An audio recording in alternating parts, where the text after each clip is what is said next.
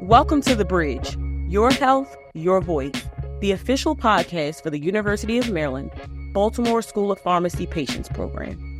The Patients Program is the bridge between the community and researchers. The Patients Program created this partnership to help researchers listen to the community's voice in order to build a bridge to an effective learning healthcare community. Here's your host, Rodney Elliott. We have an exciting guest on today. She is new to the Patients Program team, but not necessarily new to the team. I know you're probably thinking like, what is he talking about? What do you mean new but not new? So we'll get into that a little bit later in our conversation. But today we have an opportunity to chit chat and talk to Paris Barnes, who is our new senior training specialist here at the Patients Program. And the reason why I say she's new to the team but not new to the team is because she's been here at university. She's actually been here on the 12th floor where we work at, and she's actually still in the same office, just a change in her title. And we'll get into, her new role here at the Patients Program, what brought her to the Patients Program, and we'll also tap into little things, some other things that she does out of the office that also contributes to our work here at the Patients Program. Paris, how are you? I'm good today. I'm hanging in there. How about you? I'm maintaining it.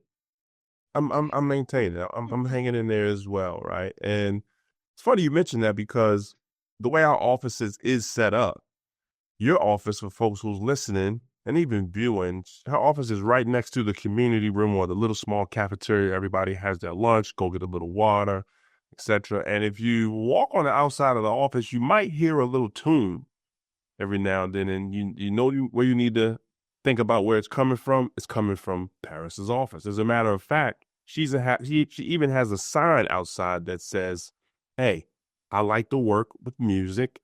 Don't worry about it. Just knock on the door if you need anything." Paris, where did your love for music come from, and how did that come about that you really want people to know that about you and embrace that? Oh, this is such a fun question. So I have a family history of music. So my uncle Mike Squirrel was a DJ back in the day, and his son was actually a DJ for 92Q. His name was Squirrel Wide, and they used to make me my own club mixes. So I had my own club mix at like 5, and it was called This Is Paris. It was mine. I wish I could still find it, but I had my own club mix. So that's kind of where my love of music came from. They used to play me stuff all the time. My grandma used to play me vinyl records of Parliament and Funkadelic. So I'm really an old school music kind of girl. So all day you'll probably hear me playing some oldies, or maybe a podcast. I'm not really into the new music just because it's just not as interesting.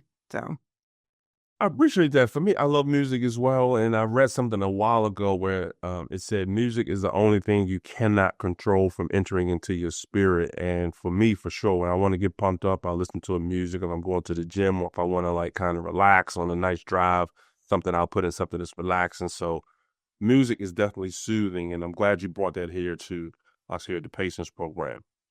But let's get right into it and talk about your role as the senior training specialist here at the Patients Program. Talk to us a little bit about what are some of your goals in this new position, and then how do those goals align with the Patients Program mission when it comes to patient-centered outcomes. Okay, so let me start off by saying the team that is here is already doing an amazing job. So all I'm doing is sprinkling a little bit of glitter on top of what they already have that is amazing. So my goals here are just to add to the excellence and to make sure that we do things that accommodate all people. So one of the things that I brought over was making sure that every document that we create is remediated. So we want to make sure that it's readable by a screen reader or someone who has a visual impairment, the colors aren't bothering them. So we already have a really good team. We already have an excellent product, but what I wanted to do was kind of enhance it and make sure that whatever we do, we take it to the next level and that we're doing all things in excellence. Sprinkle a little glitter. I like that. I like that approach, right? And I get it. I understand it because, again, you're adding to what we're already doing here. And when you're talking about readable information and the Patients Program, we pride ourselves on disseminating information back to the community and back to obviously our researchers. So What are some of the innovative approaches or strategies that you hope to bring to the patients program to enhance that training? You already talked about, I can't pronounce that word you just mentioned, Remediate. remediate. Like, Mhm. tell us a little bit more about exactly what that is, and what are some other tools that you plan on bringing to the patients program? Okay. So the process of remediating a document means that we are putting it into a system and we're testing it to see if the document is considered accessible. So, are my images labeled with alternate text, or is my text readable at all? And when we put those documents into a system, if it spits back out to us that it is not right, then we have to go in and manually fix it so that it is right. So we use a system to actually go in and manually make sure that all the data and information on the sheets is readable by a screen reader. And then after that, we save it, download it, and then I test it. So I have screen readers on my computers anywhere I work, and I actually test the screen readers to see if the screen reader is reading it back to me the way it's supposed to. So it's kind of funny. I have a health communications background, and so a lot of my work that I do is always going to be integrated with marketing and communications. It does not matter where I go. I am always going to do marketing and communications in all things because it's important. We can't disseminate if people don't get it. So. Oh, you're right about that. And our community will let us know for sure. I've been handed back information or handed back slides, or even told that that won't work for my community. But I love when a light bulb does pop off in some of our researchers or folks we work with when they're creating these documents, whether they hear from someone on the staff like yourself or even some of our community members about the importance of putting it in the language they understand. But now when you're talking about understanding different fonts and it's readable and different colors, that's taking it to the next level. So I'm sure some of the documents that I've seen you produce already are fantastic. I even have a couple ideas that I'm kind of stashed on the side, and when your workload kind of lessens a little bit, I might slide something your way to help us or help Got you. promote for the Patients Program podcast when we're out and about in the community. Talk to me a little bit about your role prior to joining the patients program, because I hinted to our audience and our listeners that, again, you're new to the program, but not new to the program. What made you want to, bring your talents over, so to speak, to the patients program? Sure. So before I was at the patients program, I was still here on the same floor working for the same department, just a different team. And so I worked for the behavioral health resources and technical assistance team as the health communications program specialist. And what I did there was I took some data, some things about substance use prevention, overdoses, all those kinds of things that happen. And I take the data, I read all of it, and then I give you back something that's easy for you to read. So maybe I'm reading a 25-page report, but then by the time you see it, it's a one-page infographic. So that's what I did there. And we did it for the entire state. So any county in the state that needed some resources, they were able to reach out to us and I created them. So I'm very proud of that work. And the reason why I wanted to transition over to the patients team was because there is a training element in the new role that I have. So it's no fun to know how to do stuff if you can't help other people do it too.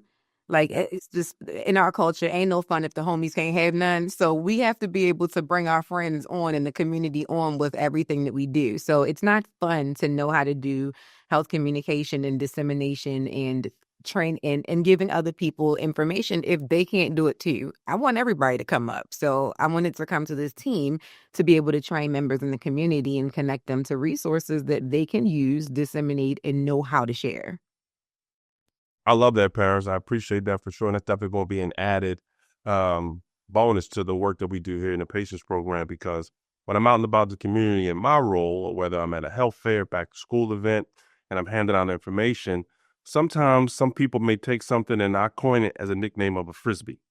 They'll take it, look at it, and all of a sudden just, you know what, boom, sling it away.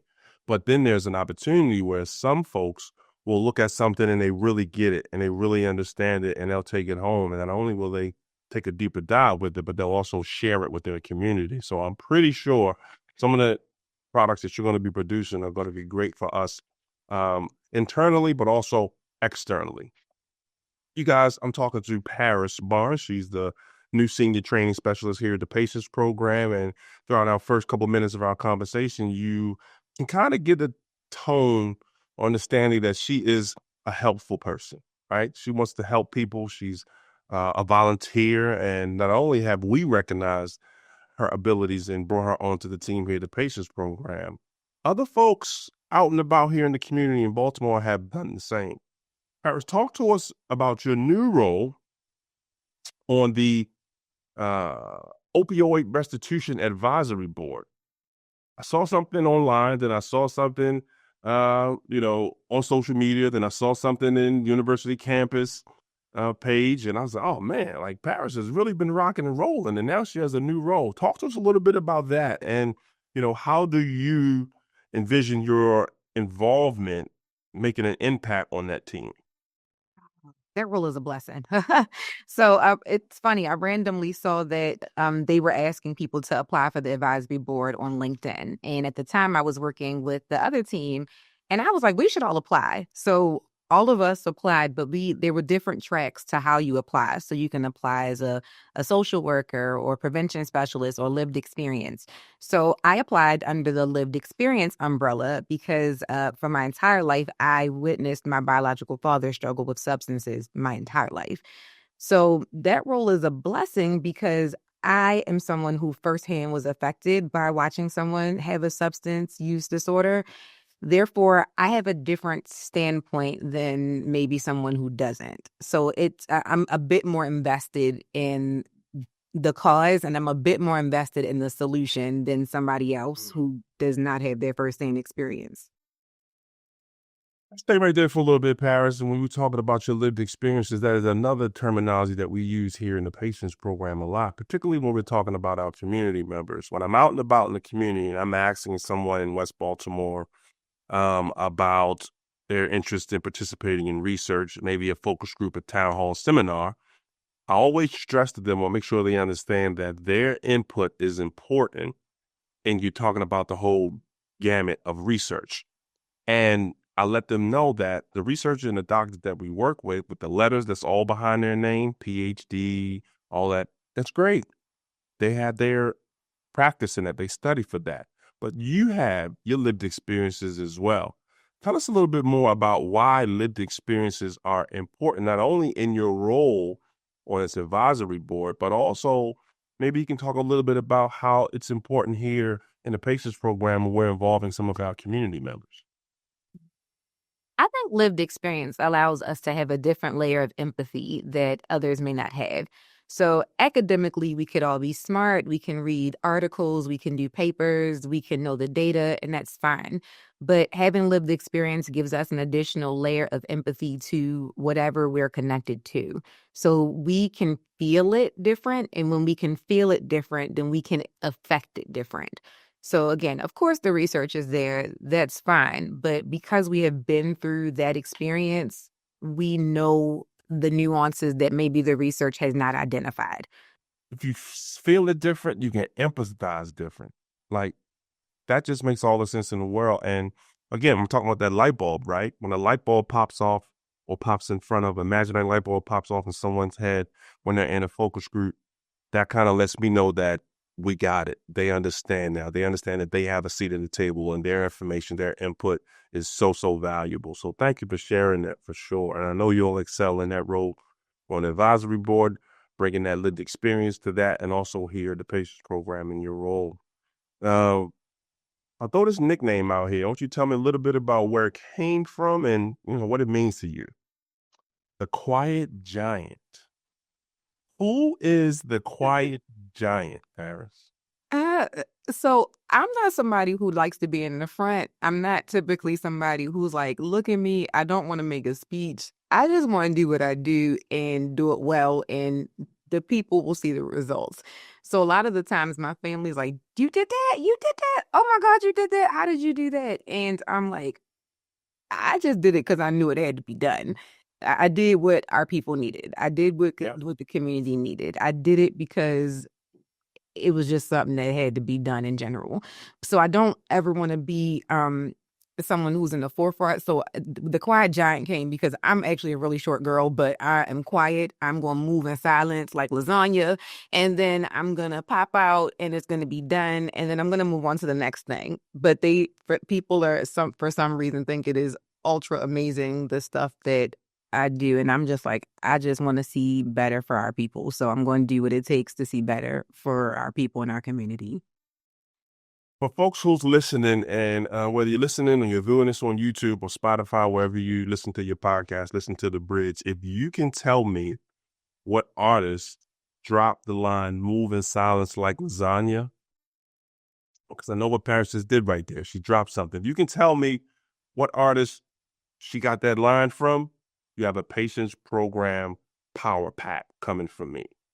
Drop that in the comment section or send me an email, and you got it.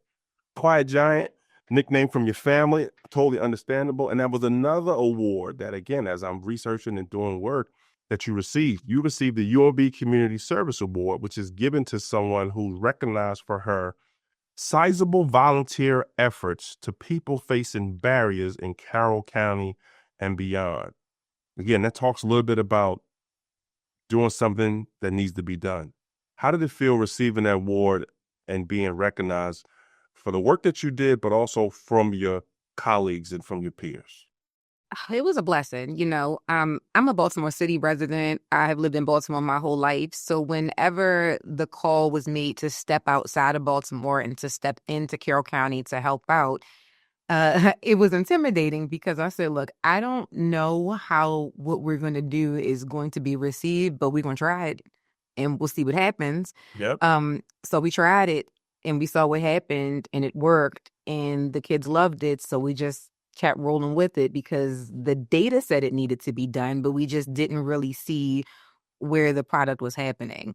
So it was a blessing. I was 100% not prepared to win that award, although I'm grateful for winning it. Again, I'm somebody that just wants to do better for people, and I want people to have the opportunity to see that there are people out here who care about you, and we care about what happens to you beyond just the regular nuances of life. So it was exciting. I'm grateful for it. And I think that just winning that in itself and people reading that article really will shed light on the fact that there is a need for people to help out in Carroll County, Maryland. It's often not thought of, but I think just reading that article will shed light on the fact that Carroll County still needs our help. We're still in Maryland. It's only about 20 minutes from Baltimore. Carroll County still needs help. Well, I'll tell you what, I've been here at UMB for about over 7 years, and if it's me not tuning into the newsletter or seeing an email, they do a good job of giving people their flowers, so to speak, for the work that we do here at UMB across all the schools, but particularly here at School of Pharmacy and the Patients Program. So I'm pretty sure the way you're coming into the Patients Program, you're coming into this new job, there might be more opportunities for folks to quote unquote give you your flowers. Again, a quiet giant that doesn't like to be in the limelight. I totally get it. I totally understand that. I'm a little bit different from a standpoint. I kind of can't avoid it a little bit. I'm not short. I am tall, so I am out there, but I do understand not needing the accolades or not needing the pat on the back because there's a bunch of times I've been out and about in the community and found ways to impact someone who I may be engaging with at a health fair. And it could be research related or it could not be research related because let's face it, a lot of the work that we do, particularly here at the Patients Program, is research related. But then there are other issues or challenges that our community are dealing with and going through. And if I can be a bridge to that, I'm all for it. So I have definitely connected folks to other resources out and about in the community that can help them along their way or help them along their journey to mitigate some of those barriers that they do come up against. Yeah. Paris, we're almost out here. I know you wanted to do this podcast. You were a little skeptical a little bit. That whole, who am I? Why should I do this? If you're listening for the first 20 minutes, you probably can understand why we wanted to do this, why we wanted to shine a little light or give her flowers. Last but not least, let's talk about you receiving the Minority Cannabis Business Association annual membership, right? Which influences professional efforts and raises awareness about cannabis, particularly in terms of access to resources, networking, and advocacy opportunities.